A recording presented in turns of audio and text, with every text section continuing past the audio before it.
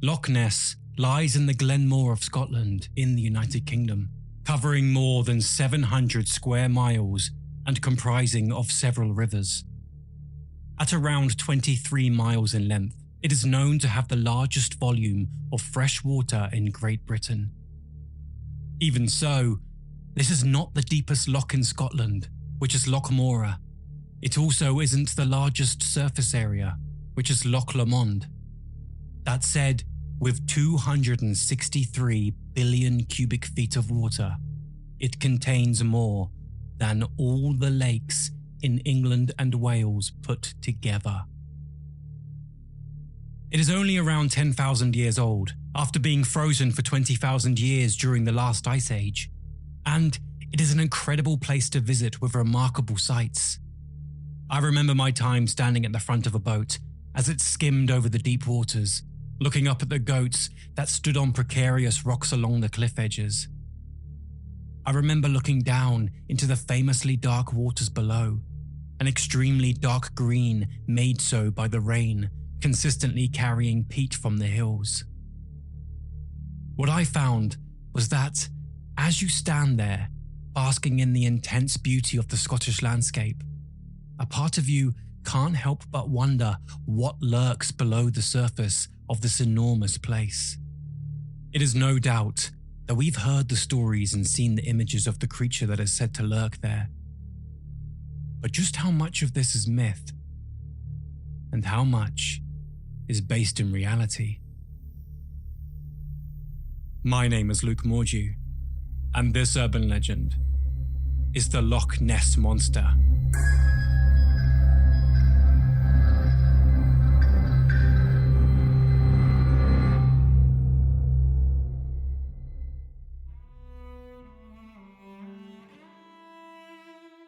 When you venture into the beautiful lands of Scotland, you may pass Folklore, and if you do, you'll be in luck. Here, you will find the largest equine sculpture in the world. 2 horse heads seemingly rising out of the ground. However, these are not just any horses. These are kelpies.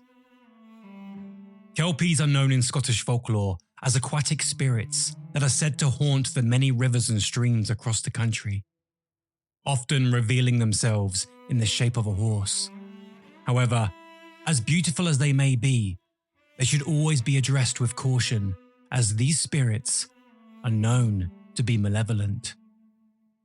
It is said that they will appear beside rivers, attracting passers-by. Parents would warn their children not to approach seemingly wild horses, as if this creature turned out to in fact be a kelpie. And if they were to touch it, let alone get on it, they would find themselves stuck to its hide, making it impossible for them to dismount. And once the kelpie spirit had you, it would return to the waters, taking its victim with it until you drowned, where the kelpie spirit would then devour you. It is said that these entities can also appear in human form from time to time, either as a beautiful young woman luring men to the waters, or as a hairy man lurking by the river, ready to attack unsuspecting passers-by. In their more well-known and consistent form, though, it is said that the sound of their hoarse tail can resemble that of thunder, and if you were ever lucky enough to take hold of its bridle, you could then control it, having the power of 10 horses in one. Make sure you manage this though, as even if you didn't find yourself stuck to their hide, they could summon a massive flood to sweep travelers away, as Arwen called them to do in The Lord of the Rings, The Fellowship of the Ring. The kelpie are but one of the many creatures that arise from British folklore, with those of this proud nation being held firmly in the grips of the Scottish. And although the kelpie is one of the more well-known folkloric tales from Gaelic lands, it remains overshadowed by one of the most famous legends in the world. In my telling of an encounter with the Loch Ness Monster, we will follow Duncan, Rory and Callum out on the loch during a week of illegal hunting.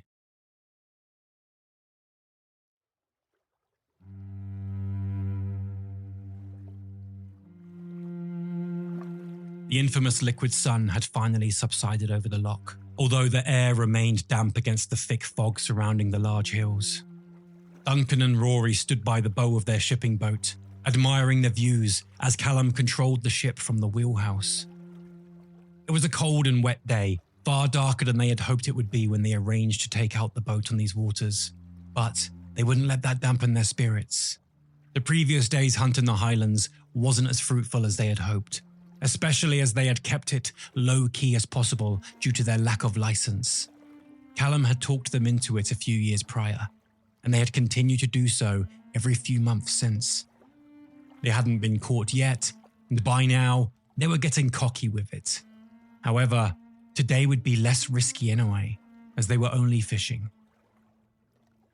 Duncan and Rory studied the goats, seemingly floating against the rocks, amazed by their skill in balancing on such a steep cliff edge. But this peaceful moment of animal watching was quickly interrupted by the sharp click of a gun from behind. They turned to see Callum standing by the wheelhouse, with a rifle up against his face, a proud smirk along with it. "You reckon I could get one?" he asked with a devilish grin. Duncan shook his head, telling him there would be no point as they couldn't get them from the boat anyway. "Look at them all against the rocks," he answered. "It'll be like an arcade game." He smirked before lowering the gun with a snigger, quickly removing the conversation onto fishing.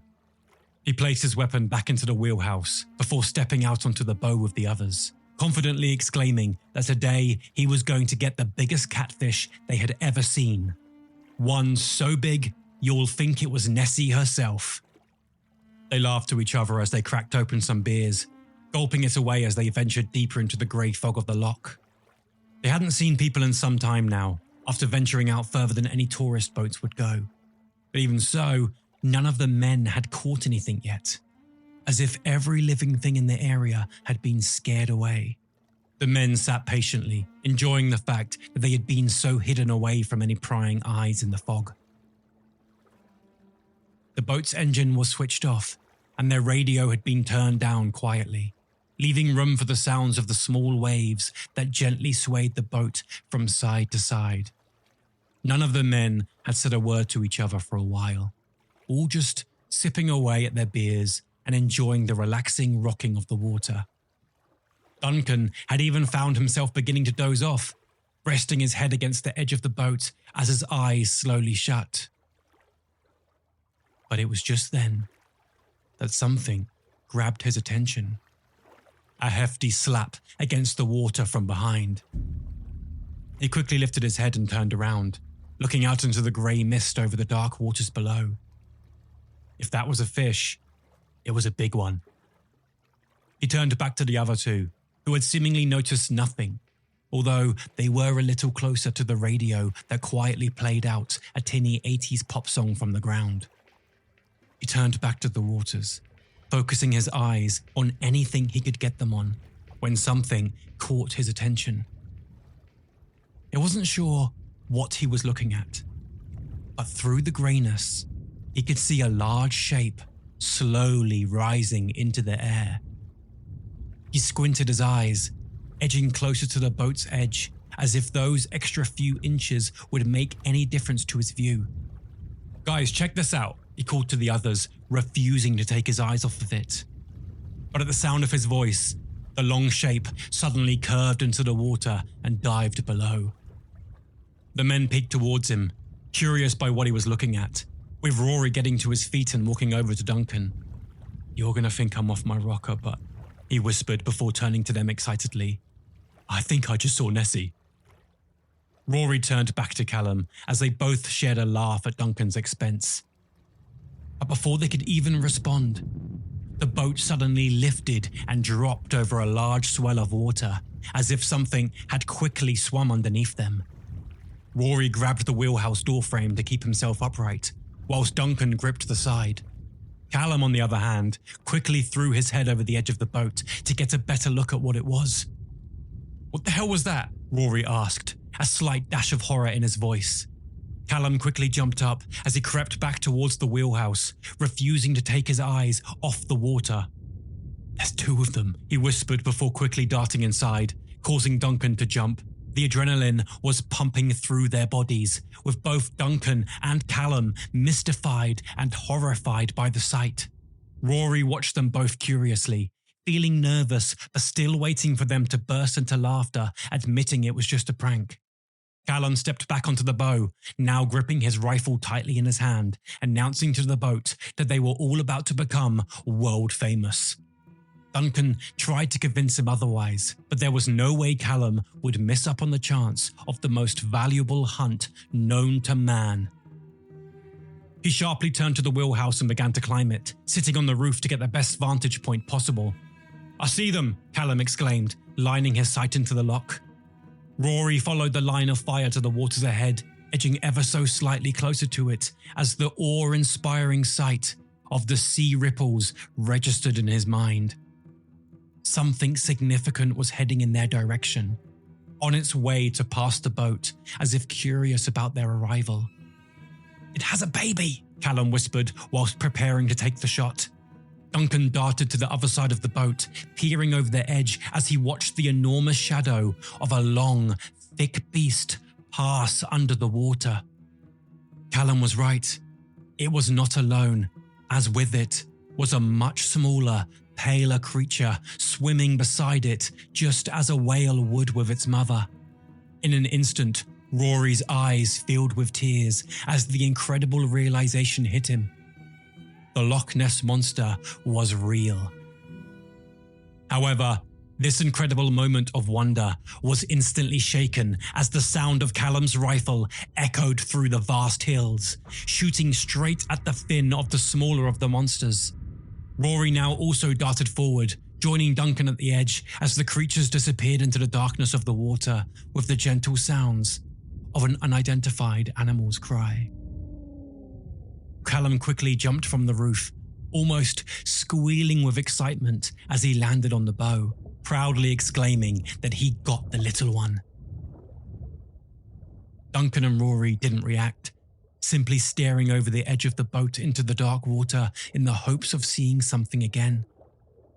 They didn't know how they felt.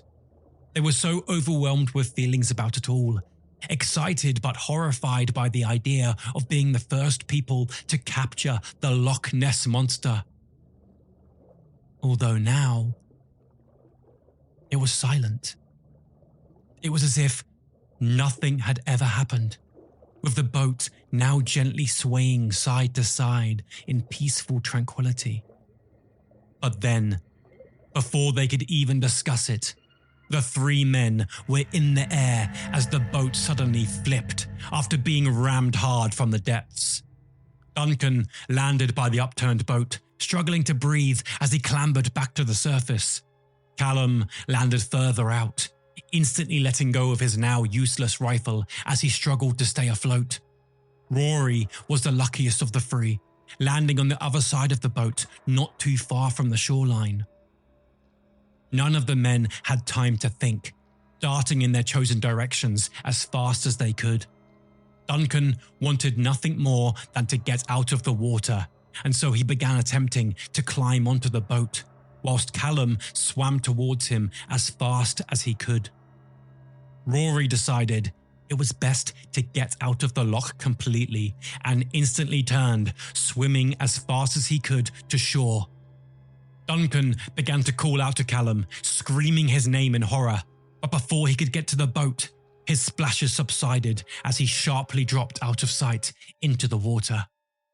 This caused a horrified acceptance to reign over Duncan, who continued to scream out Callum's name as he continued his efforts to get on the boat. Rory had now made it to land, pulling himself away from the water against the small rocks as fast as he could. He gathered all the breath he had left to call out to Duncan, telling him he needed to get out of the loch. But Duncan replied that he couldn't. It was clear by his tone of voice and frantic thrashing in the water that he was panicking. But both knew that the longer he was in the water, the longer he remained in grave danger. After a few moments, Duncan had cleared his mind a little and accepted that he would not be able to climb onto this boat. Rory had now gotten to his feet, screaming encouragement to his friend to ensure that he swam. Eventually, Rory counted down from 3, commanding Duncan to swim as fast as possible. Duncan pushed himself from the boat and began to swim, skimming through the water at high speed. He was making good progress, but as Rory continued his shouts of encouragement, he felt his throat tighten at the sight of the large swell that had risen behind Duncan. It was coming. Rory screamed again, demanding Duncan swim faster, who tried to do so, causing his arms to flail slightly more and frantically splash in the water as he desperately attempted to reach the shore. But still, it was too late, as the enormous, dark shadow rose from below. At an incredible speed, a serpent-like head shot out of the water, gripping Duncan's thigh in its teeth as it did, raising him into the air as it continued. Its long neck rose high above the loch, almost disappearing behind the thick fog already engulfing the boat behind them. With a loud screech, the monster flung its head back before slamming forward, letting go of Duncan's leg. This caused Duncan to slam hard into the water with a horrified yelp, sinking him deep into the depths below. Rory jumped back on the spot, pressing his back against the large rocks behind him, desperate to stay as far away from the water as possible, his eyes fixated on the incredible creature that stood before him. It was so elegant and streamlined, yet so large and powerful. With the majority of its body still hidden away from sight in the darkness of the water, he could only imagine how big it was in full, and he could only hope it could not come onto land. The creature remained watching him through the thickness of the fog, its hazel eyes seemingly staring into Rory's with threatening intent. But then, at the sounds of her young's groan from the waters once again, it simply turned and dove back into the loch in the opposite direction. Tears were now streaming down Rory's face as his knees buckled, dropping him to the floor as he rested his back against the rock. His entire body was shaking. Within minutes, his whole life had changed forever. And apart from the upturned boat that now sat gently swaying in the quiet waves, it was as if nothing had happened. The air was peaceful and calm once again, whilst the waters remained steady and consistent as they had always been. There was no sign of the monster, or any real sign that it had ever been there to begin with, now disappearing into the shadows of the Loch Ness, once again returning to legend.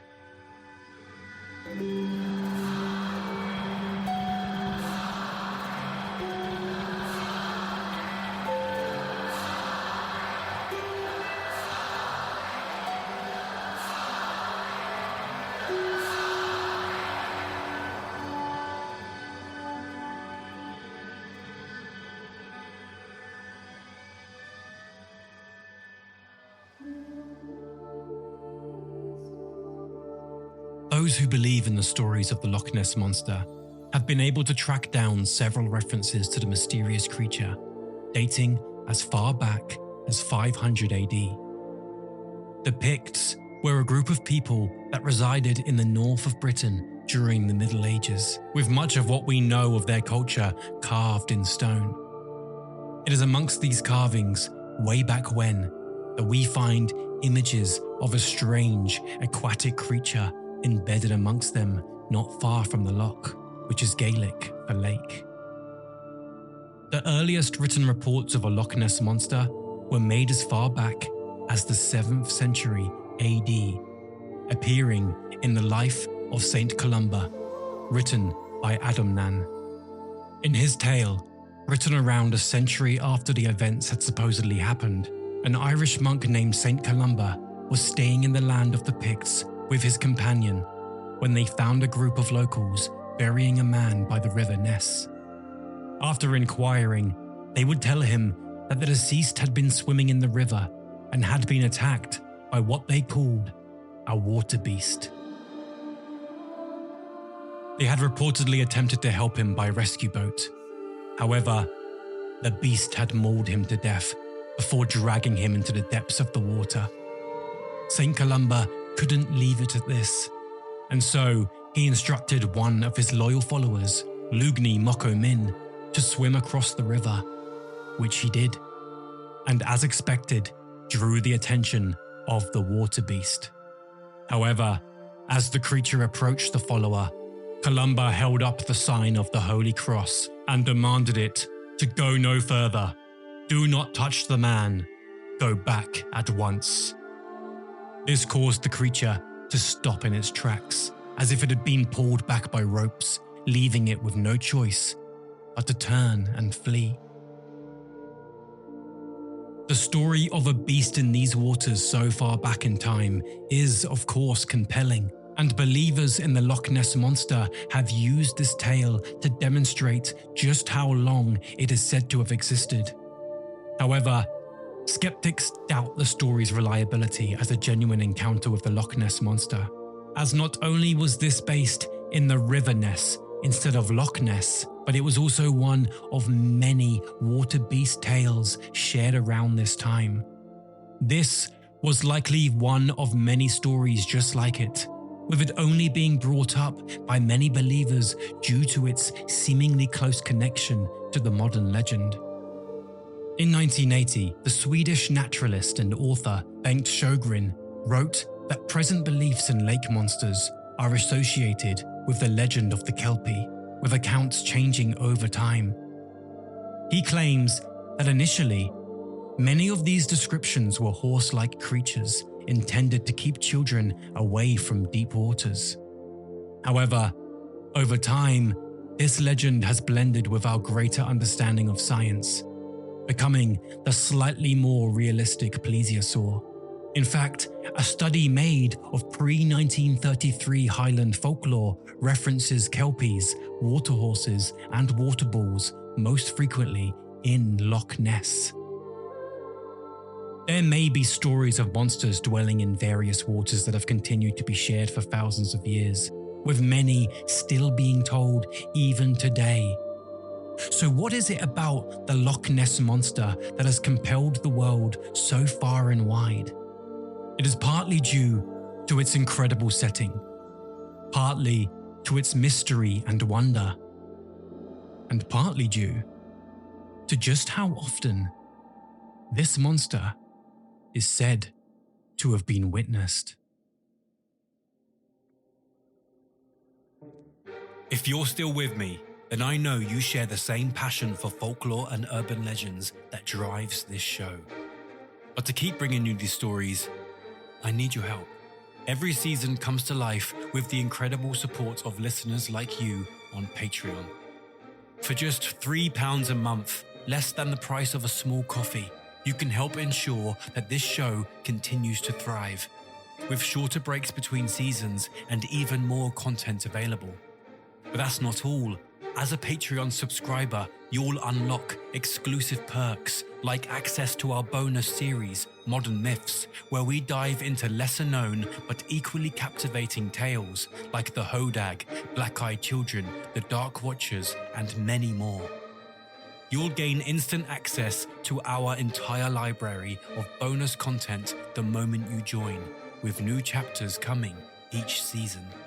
You'll also get a behind-the-scenes look at how the show is made, discounts on merchandise, and an invitation to our private group chat, where you can connect with me directly and share your love for urban legends with a community of like-minded enthusiasts.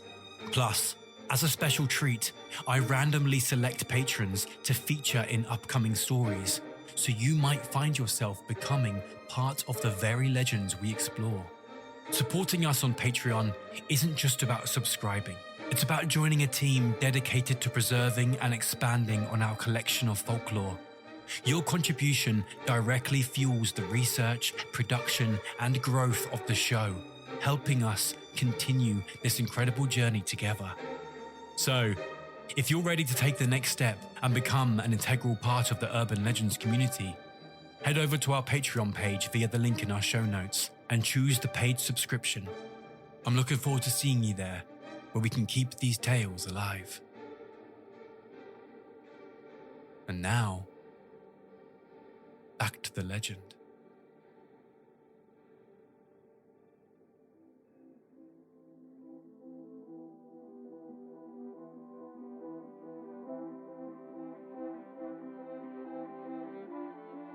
Many apparent sightings throughout history are told as folklore, blurring the lines between what is fact and what is fiction.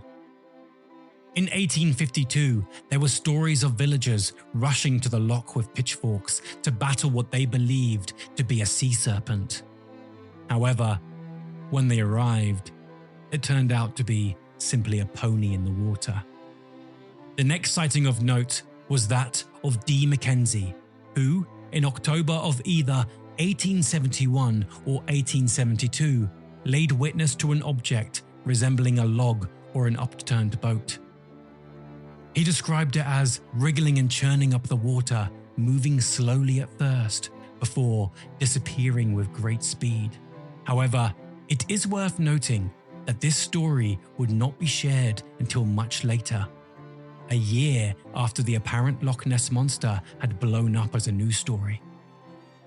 There is a reported sighting in 1888 by Alexander MacDonald, who described to water bailiff Alex Campbell that he witnessed a large, stubby-legged animal that resembled a salamander surfacing from the loch before propelling itself only 50 yards from where he stood. But it was in 1933 that stories of a Loch Ness Monster truly kicked off, with the legend changing the area's reputation for all time. It was on the 2nd of May 1933 that an article was published in the Inverness Courier about an immense beast or a whale-like fish. This article was written by Alex Campbell, who, as well as a water bailiff, was also working as a part-time journalist.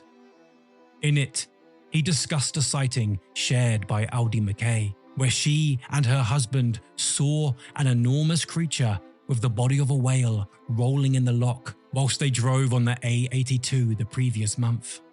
It would be in this article that the word monster would first be assigned to the being that was said to lurk under the waters of Loch Ness.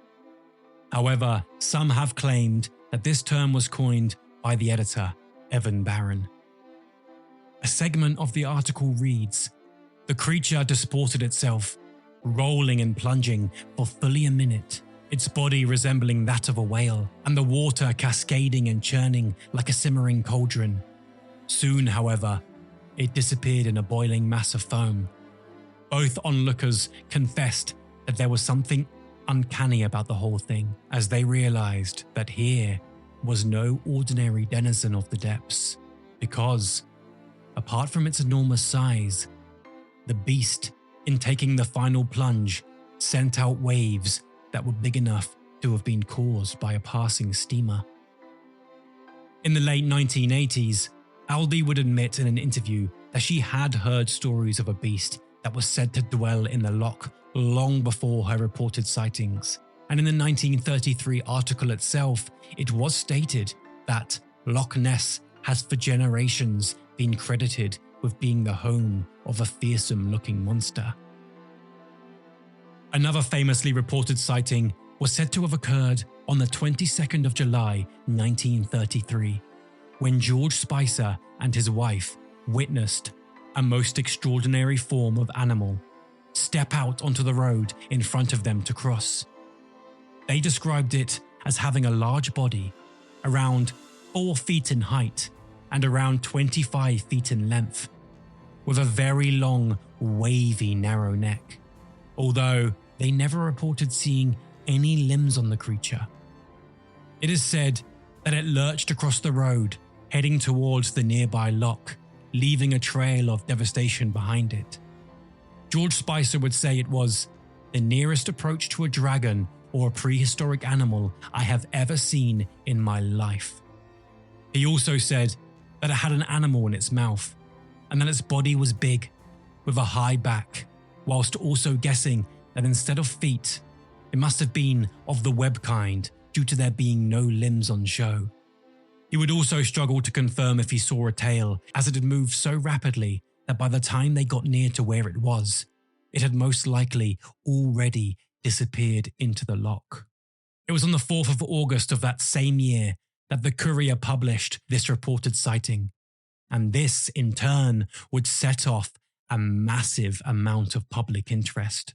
And of course, this led to more and more sightings being reported, with them now becoming commonplace around the loch, whilst many searched for what had now been named the Loch Ness Monster.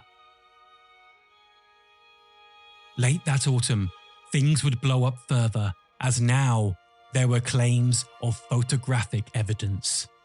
It was on the 12th of November 1933 that Hugh Gray took a photograph that he claimed to be depicting the monster. This picture was, of course, black and white and blurred, which made it very difficult to decipher what audiences were looking at. Hugh Gray was in the area as he was taking his Labrador for a walk, and according to many, it is this dog fetching a stick from the loch that is what's in the frame, with some even claiming that if you look close enough, you can make out the dog's head. Some have other ideas, suggesting it is a picture of an otter or a swan. It had been consistently said that the original negative was lost. However, back in 1963, zoologist Maurice Burton came into possession of 2 lantern slides of the original negative, and these revealed what has been described as an otter rolling at the surface in characteristic fashion. Unfortunately, after looking at this image, it does seem to fit this description quite well. Early the following year, at 1 a.m. on the 5th of January 1934, a motorcyclist by the name of Arthur Grant claimed to have nearly hit the creature whilst he was approaching Abriacan, which is near the northeastern end of their loch. He described it as having a small head attached to a long neck, which seemed to cross between a seal and a plesiosaur. This was an interesting description, as Arthur Grant himself was a veterinary student and knew animals quite well. He would later produce a sketch for Maurice Burton, who would once again claim that the sighting was nothing but an otter, being a blend of poor lighting and exaggerated memories. It would be on the 21st of April 1934 that the story of the Loch Ness Monster would be solidified in the zeitgeist, when the Daily Mail published a photograph supposedly taken by Robert Kenneth Wilson, a gynecologist from London. However, Robert didn't want his name associated with it, so the picture would go on to be known as the surgeon's photograph. According to Robert, he was out admiring the loch when he saw the monster amongst the water. He claims that he quickly pulled out his camera and took 4 pictures. However, only 2 of these came out clearly, with the first showing the head, neck, and back of the incredible creature, whilst the second showed its head in a position ready to dive. The first of these pictures would become the famous photograph published in the newspapers, the one you are most likely picturing in your head right now. The second picture did not pick up traction anywhere near as close as the first, most likely due to the blurriness of it. For decades, this picture was seen as evidence of the Loch Ness Monster's existence, comparable to the incredible footage reportedly captured of the Sasquatch in the Patterson-Gimlin film. And by the second half of the 20th century, as Bigfoot lived as the king of the cryptids, it would seem that the Loch Ness Monster now reigned as the queen.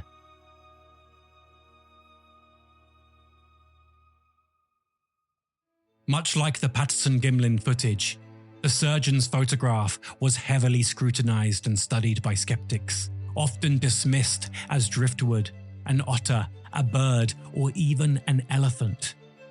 What was most damning about this picture, though, was that it had seemingly been cropped to make the creature look bigger than it was, with the waves it was creating being far more familiar as smaller ripples.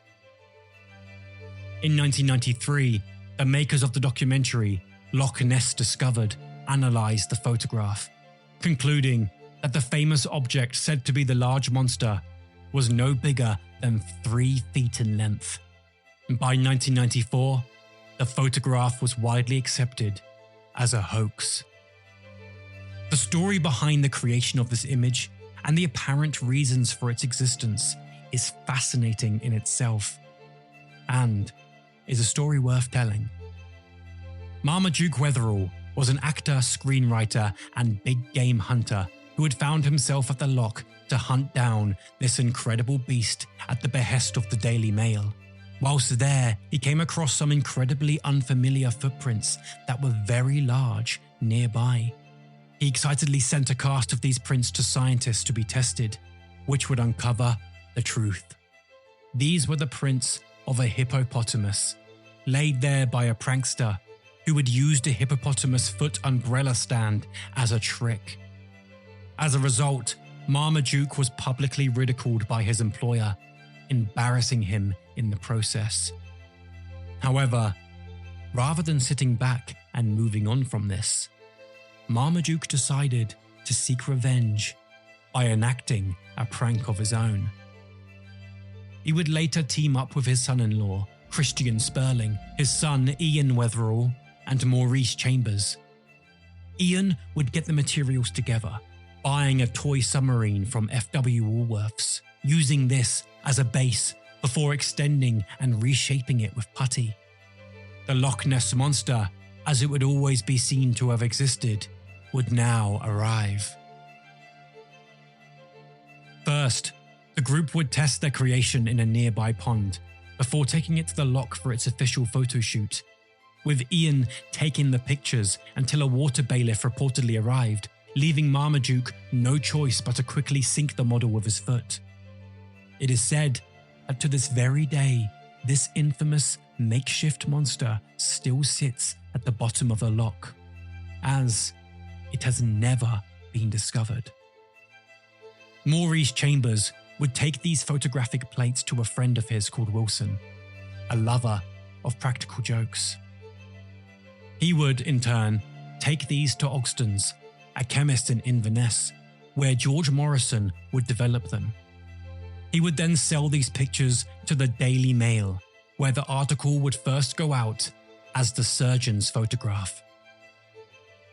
A few years later, on the 29th of May 1938, a South African tourist named G.E. Taylor filmed something swimming in the loch for 3 minutes on 16mm colour film, although Maurice Burton would appear again, concluding that it was nothing but a floating object and not an animal. In 1960, an aeronautical engineer named Tim Dinsdale reportedly saw something in the water on his final day of search, describing it as being reddish with a scar on its side. He would go on to say that by the time he had mounted his camera, the creature had begun to move, although he managed to shoot 40 feet of film. Many have claimed that whatever this was, it was a living thing, whilst others have suggested it's just a boat, with a man even being said to be visible once the contrast is increased. Interestingly though, during the previously mentioned 1993 documentary Loch Ness Discovered, someone had enhanced the footage and noticed a shadow in the negative that had not been clear in the developed film. A shadow that suggested the rear body of a giant creature in the water.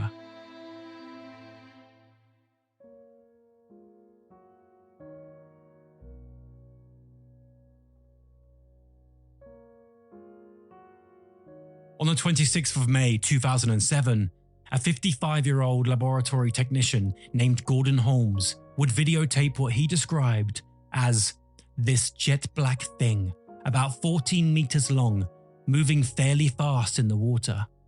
This would gain the attention of BBC Scotland and has even been described as the best footage ever seen, with mysterious shapes breaking the water above and appearing on sonar readings from below. There are so many, in fact, that if I were to list them all, this chapter would go on for far too long. And so I have stuck to the more noteworthy of them. Although it is also worth noting that even with the sheer amount of sightings and apparent photographic evidence, there has yet to be anything conclusive found, and scientists remain unconvinced. This hasn't discouraged the hunt though, which continues today. One of the first of these official hunts was almost 100 years ago in 1934, when 20 men with binoculars and cameras positioned themselves around the loch from 9 a.m. to 6 p.m. every day for 5 weeks. Over this time, 21 photographs were taken, although none were of note. In 1962, the Loch Ness Phenomena Investigation Bureau was formed to study the loch, intended to identify the creature known as the Loch Ness Monster, or to determine the causes of the reports of it. In 1972, a group of researchers from the Academy of Applied Science, led by Robert Rines, searched the loch. This included a submersible camera with a floodlight, which he would turn on to take pictures whenever the sonar detected anything of note. This would eventually pick up on something strange, with data examiners suggesting that a large shape described as a highly flexible, laterally flattened tail was found. This compelling picture would go on to be known as the Flipper photograph. 2 were taken, both showing what seemed to be the same flipper in slightly different positions, which did suggest movement. Although the first of the 2 images is far more famous than the other. These photographs have been held under much scrutiny, and the legitimacy of Roberts himself was questioned when it was discovered that several claims he had made regarding his scientific history had proven to be lies. Some have even gone as far as to claim that the flipper itself had been cheated, literally being superimposed onto the image to create nothing but another fake, although Rines did deny this. That said, he did admit that the photograph may have been retouched by a magazine editor before printing. Over the years, Rines has released numerous photographs claiming to capture images of Nessie herself, although none have stood up to much scrutiny. In 2003, the BBC sponsored a search of the loch using 600 sonar beams and satellite tracking systems. With this significant amount of technological power behind it, the intention was to prove once and for all whether Loch Ness is indeed home to the elusive being. Unfortunately though, no animal of substantial size was ever found, and although the scientists involved had remained hopeful, they were reported to have accepted that this proved that the Loch Ness Monster was nothing but a modern myth.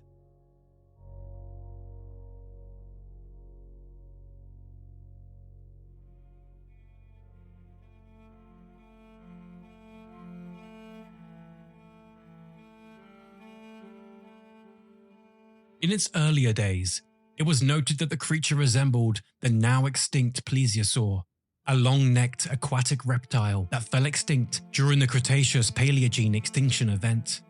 However, paleontologists have been keen to point out that the osteology of the dinosaur's neck makes it impossible for the plesiosaur to have ever lifted its head in a swan-like fashion out of water. Not only that, but plesiosaurs were what we would consider tropical creatures, and were more than likely cold-blooded, making it impossible for them to survive in the notoriously cold winters of the loch. Then there is the glaringly obvious question that comes up repeatedly when discussing cryptids like this. Where are the bones? You would think after all this time searching, we would have found any indication of their existence, whether dead or alive. Now, the era of the Loch Ness Monster being a potential ancestor of the plesiosaur has long passed, with it now being understood by most as a serpent-like being, with our interpretations of what it is morphing over the years. However, at the beginning of these earlier descriptions, there is a fascinating notion that the silver screen inspired the monster itself.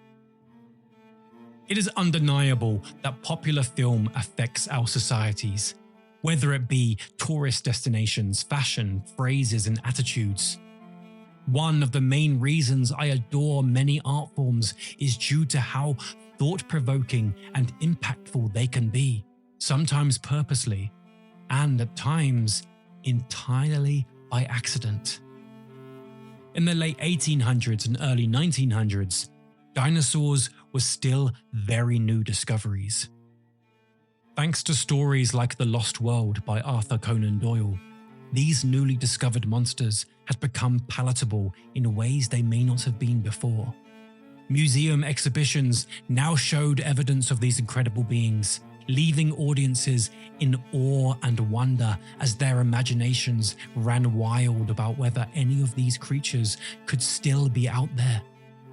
This was used heavily in a film that, very curiously, released the same year the sightings of the Loch Ness Monster began picking up steam, 1933. King Kong was an epic adventure featuring a giant ape fighting several other monsters throughout the film.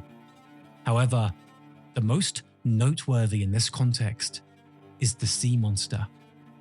This creature looked so strikingly similar to the Loch Ness Monster descriptions that if the film was released only a few months later, you would believe that this creature was meant to be Nessie herself.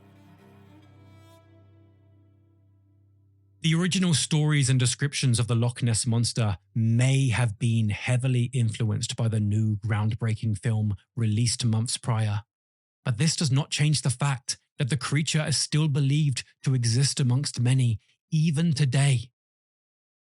Gary Campbell and his wife Kathy have gone as far as to create the Loch Ness Monster Sightings Register, listing over 1,300 sightings in its database, ranging from the historic to the modern. He has been quoted as saying, "If this was a court of law and over 1,000 eyewitnesses were saying roughly the same thing, the verdict wouldn't be in doubt." Eyewitness testimony is curious, as it has been repeatedly proven to be unreliable. Not only do our minds add and subtract elements to fit our preconceived narratives, but when blended with fear and adrenaline, we can also misinterpret size and shapes. That's not to mention our old friend pareidolia, which often comes up in our chapters regarding shadowy figures that are said to be seen but not seen. With this in mind, there are several contenders for mistaken identity. One of which is the Greenland shark, an animal that, according to zoologist and television presenter Jeremy Wade, could have found its way into the loch. This animal has been described as being up to 20 feet in length, inhabiting the North Atlantic Ocean around Canada, Greenland, Iceland, and Norway. Some have suggested that sightings could be a notably large catfish. Others have gone on to suggest that most of the sightings are likely just logs or debris flowing down the water. This wouldn't account for all the sightings, of course, although it does seem possible to be part of many of them. Then there are the optical effects that may be taking place. If you are actively looking for strange shapes and shadows in the waters for an extended period, you will likely eventually, with enough will, mistake a strange wave or animal for the head of a beast. Then, there is the most relevant of all these theories, that it is in fact an eel which is found in the Loch Ness. Any that may have grown considerably larger would spark fright in someone looking out for the monster. However, not everyone agrees with this notion, as it has been pointed out that eels swim side to side, which no sighting of the beast has suggested. Although, with that notion of a plesiosaur-like being becoming outdated, locals now claim it to be more serpent-like shaped, which would fit rather well with the theory that this is a giant eel. During 2018 and 2019, New Zealand scientist Neil Gemmell undertook a massive project to document every organism found in the Loch Ness through DNA sampling.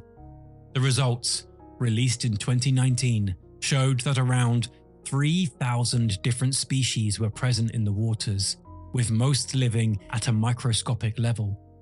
Although, alongside them were 11 fish species, 20 mammals, and 3 amphibians. What is most notable though, other than the fact that no reptile DNA was found, was the abundance of eels appearing in almost every water sample. He specified that although it's not likely, there may be eels of unusual size in the waters. That being said, for hopeful believers who may be disappointed by these findings, around 20 to 25% of the DNA samples found couldn't be matched to any known species due to several factors and limitations. This, of course, could leave the door open for one of those to be the creature lovingly known as Nessie. However, with all I found, I remain unconvinced. The Loch Ness Monster has become such a popular part of Scottish culture, drawing in over 1 million people to the region each year, bringing estimates of £25 million to the local economy. No longer is it a legend amongst the British Isles, it is now a key cryptid worldwide, with its design recognisable by most. People fly from around the world for the hunt, but if you find yourself wanting to dive into the loch yourself in search of the monster but cannot afford a trip right now, you can still explore, thanks to the people at Google, who charmingly added a feature to Google Street View in commemoration of 81 years since the surgeon's photograph was released. Here, they set one of their trekker cameras to the bottom of a boat, allowing us to now venture through the waters from the comfort of our homes worldwide.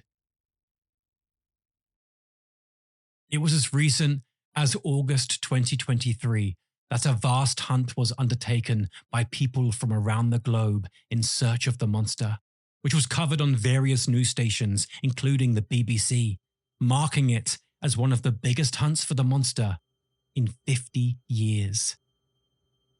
And with this in mind, it seems that although Nessie may not truly be lurking under the deep waters of the loch, she will remain deep in our society's psyche for many more years to come.